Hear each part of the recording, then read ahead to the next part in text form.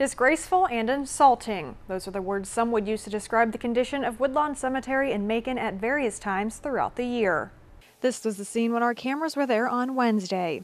Grass and weeds were growing tall around headstones, and the names of those buried there were nearly covered. The condition sparked outrage among family with loved ones buried at Woodlawn Cemetery.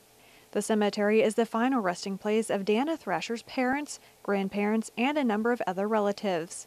She told me over the phone that before her mother passed away, she had maintained the grave of her dad. When my father passed away, it's been almost 20 years, my mom would go up and mow because they didn't keep it nice like she wanted it. And when she got to the point where she couldn't do it, she would call the city and complain.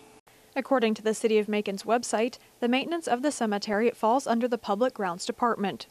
A city employee who wished to remain anonymous told KTVO the problem is understaffing.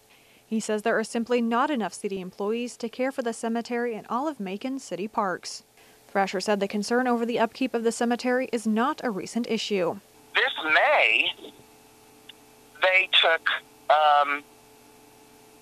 weed killer and sprayed around the headstones, so there was great big brown circles of dead grass around all the headstones. It was ridiculous looking. Although Thrasher is angry over the condition of the cemetery, she hopes the city will look at alternative options to help with the upkeep.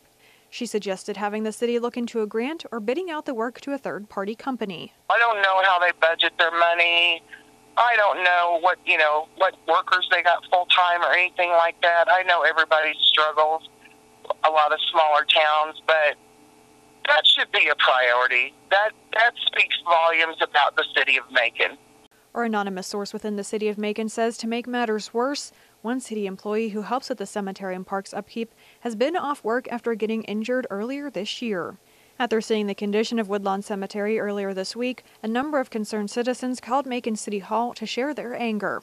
Some of those citizens even went out to weed eat and mow the grass themselves.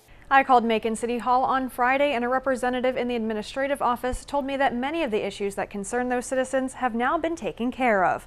Reporting in the studio, Ashley Hoke, KTVO News.